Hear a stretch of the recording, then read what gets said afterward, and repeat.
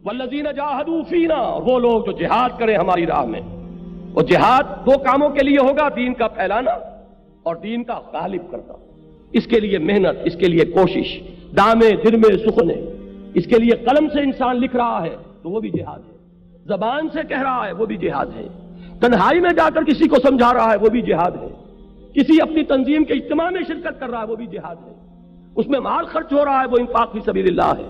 تو یہ جان لیجئے جہاد بہت براڈ بیس ہے. قتال جو ہے اللہ کی راہ میں جنگ، یہ اس کا کلائمیکس ہے، اس کی چوٹی ہے.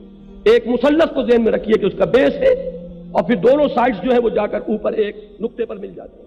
یہ بیس جہاد ہے اور وہ قتال فی سبیل اللہ ہے. بیس جو ہے بہت براڈ ہے. جو کوشش، جو محنت، جو جد و جہد اللہ کے دین کے پھیلانے یا قائم کرنے کے لیے ہو رہی ہے وہ جہاد فی سبیل اللہ ہے. البتہ اس کی آخری منزل قتال فی سبیل اللہ ہے، جو سورہ صف میں ہم پڑھ چکے. مقام محبوبیت وہی ہے، جو وہاں پہنچے گا وہ محبوب ہوگا اللہ کا. ان اللہ یحب الذین یقاتلون فی سبیلہ صفا کانہم بنیان مرصوص. یا اللہ تعالیٰ کو تو محبت اپنے ان بندوں سے ہے جو اس کی راہ میں جنگ کرتے ہیں صفے باندھ کر گویا کسی سے پلائی ہوئی دیوار ہے. وہ لفظ جہاد ہے جس پر صورت ختم ہو رہی ہے. والذین جاہدوا فینا لنہدینہم سبلنا. انتہائی تاکید کے ساتھ وعدہ، ہم لازماً ان کی رہنمائی کریں گے اپنے راستوں کی طرف.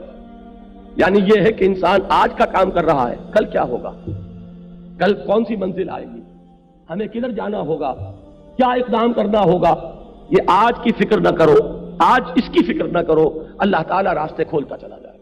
آج خلوص اور اخلاص کے ساتھ قدم بڑھا دو اور مستقبل کو اللہ کے حوالے کرو. اللہ کا پختہ وعدہ ہے، اگر تم خلوص کے ساتھ ہمارے راستے میں قدم بڑھاؤ گے ہم رہنمائی کریں گے، ہم انگلی پکڑ کر لے جائیں گے، ہم راستہ دکھائیں گے. والذین جاہدوا فینا لنہدینہم سبلنا وان اللہ لمع المحسنین. اور یقیناً اللہ تعالی محسنین کے ساتھ ہے. وہ لوگ کہ جو اس کے ساتھ اپنے تعلق میں احسان کی روش اختیار کرتے ہیں. احسان کیا ہے؟ ان تعبد اللہ کانک تراہ فإن لم تکن تراہ فإنہ یراک. اور ایک حدیث میں الفاظ آئے ان تعمل للہ کانک تراہ فإن لم تکن تراہ فإنہ یراک. اللہ کے لیے محنت مشقت کرنا اس یقین کے ساتھ جیسے کہ تم اسے دیکھ رہے ہو، اور اگر یہ نہ ہو تو یہ یقین تو ہو کہ وہ تمہیں دیکھ رہا ہے. یہ کیفیت جب ہو جائے گی آپ کی سرفروشی کی، آپ کی جانفشانی کی، دین کے لیے محنت اور مشقت کی، اس حالت میں جب آپ کھڑے ہوں گے نماز پڑھنے کے لیے تو یہ احسان کی نماز ہے. اس حالت میں جب آپ ذکر کر رہے ہوں گے یہ احسان کا ذکر ہوگا. اس حالت میں جو جد و جہد کر رہے ہیں یہ احسان کی روش ہے. تو فرمایا ان اللہ لمع المحسنین. اور مع سے مراد کیا ہے؟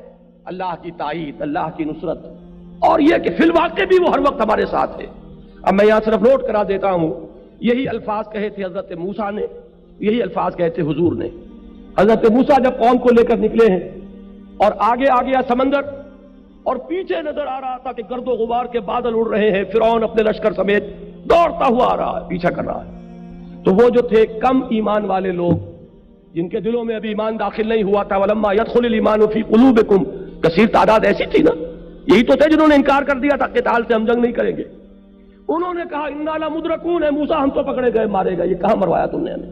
قرآن مجید میں تو یہ الفاظ نہیں ہے لیکن تورات میں یہ الفاظ موجود ہیں کہ لوگوں نے موسیٰ کے خلاف جو ہے کہ اس سے تو بہتر تھا کہ ہم وہیں تھے، وہاں بہرحال غلامی تھی، مزدوری تھی، لیکن یہ کہ یہ تو اب ہمارے سب کو ہلاک کر دیں گے، یہاں پر تم نے ہمیں مروا دیا. اس وقت حضرت موسیٰ کا جواب کیا تھا؟ قرآن میں وہ الفاظ ہے کلا، ہرگز نہیں، ان معی ربی سیہدین، میرے ساتھ میرا رب ہے وہ مجھے راستہ دے گا. یہ یقین جو ہے یہ بھی اس راہ کے ہر کارکن کے لیے ضروری ہے. اللہ کی مدد، اللہ کی رزاقیت، ان دونوں چیزوں کا یقین جب ہوگا اور اللہ راستہ دکھائے گا، اللہ رہنمائی فرمائے گا. یہی بات میں نے عرض کیا کہ حضور نے فرمائی تھی غار ثور میں جب حضرت ابو بکر نے گھبرا کر کہا تھا کہ حضور اگر ان میں سے کسی نے ایسے ہی جھانک لیا تب بھی ہم پکڑے جائیں گے.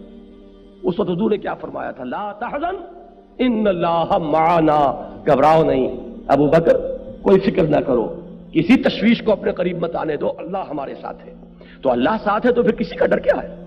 اس پر یہ صورت ختم ہوئی. وَإِنَّ اللَّهَ لَمَعَ الْمُحْسِنِينَ.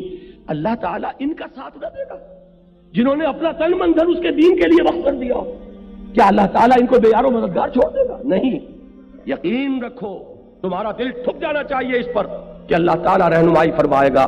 جہاں کوئی راستہ نظر نہیں آئے گا وہاں راستہ کھولے گا. یرزقہ من حیث لا یحتسب، وہاں سے تمہیں رزق پہنچائے گا جہاں سے تمہیں گمان تک نہیں ہوگا. لیکن یہ ساری چیزیں ضروری ہے کہ اس کے لیے ایمان موجود ہو دل میں. یہ ہے وہ ہدایات. ذرا نوٹ کیجئے کن کو دی گئی. یہ سابقون الاولون کو ہدایات دی گئی. سن 5 کا کون ایمان لائے تھے؟ 40-50 افراد ہوں گے، 60-70 ہوں گے، اس سے زائد نہیں. یہی وہ لوگ ہیں جو ہماری اس امت کا گل سرسبز جن کو کہنا چاہیے، السابقون الاولون، جو ابتدا میں ایمان لانے والے ہیں. لیکن ظاہر بات ہے وہ بھی انسان تھے. جب نیزہ لگتا تھا تکلیف ہوتی تھی، جب گھسیٹا جاتا تھا سنگلاخ زمین پر تو یہ نہ سمجھیے کہ بلال کو تکلیف نہیں ہوتی تھی. جب دہتے ہوئے انگاروں پر لٹایا گیا ہے حضرت خباب کو، اور جب پیٹھ کی کھال جلی ہے اور چربی پگھلی ہے تو یہ نہ سمجھیے کہ انہیں تکلیف نہیں، تکلیفیں ہوئی. پھر یہ کہ وقتی طور پر ایک تشویش بھی پیدا ہونا فطری سی بات ہے. لیکن اگر یہ ہدایات سامنے ہو، اللہ تعالیٰ کی ان آیات بینات کو انسان اپنے دل اور دماغ میں بٹھا لے، اگر ان کی تلاوت کرتا رہتا ہو، اتل ما اوحی الیک من الکتاب واقم الصلاۃ ان الصلاۃ تنہی عن الفحشاء والمنکر، تو اب اس میں صبر پیدا ہوگا، ثبات پیدا ہوگا. یہ بات کہ موت تو یقینی ہے اور یہ دنیا فانی ہے، یہ زندگی عارضی ہے اور وہ ابدی زندگی ہے، وہ ہمیشہ کی زندگی ہے. اس کا استحضار رہے گا تو یہاں کا بڑے سے بڑا نقصان بہت ہلکا نظر آئے گا، یہاں کی بڑی سے بڑی مصیبت بہت ہی ہلکی نظر آئے گی. یہ یقین ہو کہ اللہ راضی ہے تو کوئی فکر نہیں ہوگا کہ کل کیا کھاؤں گا اور کل کی کیا ضرورت ہوگی. یہ یقین ہو کہ میں جب اللہ کا ہو گیا تو اللہ تعالیٰ بھی اب میرا ساتھ کبھی نہیں چھوڑے گا، وہ ہر مرحلے پر رہنمائی فرمائے گا. یہ ہے کہ جس سے انسان کی ہمتیں بڑھیں گی.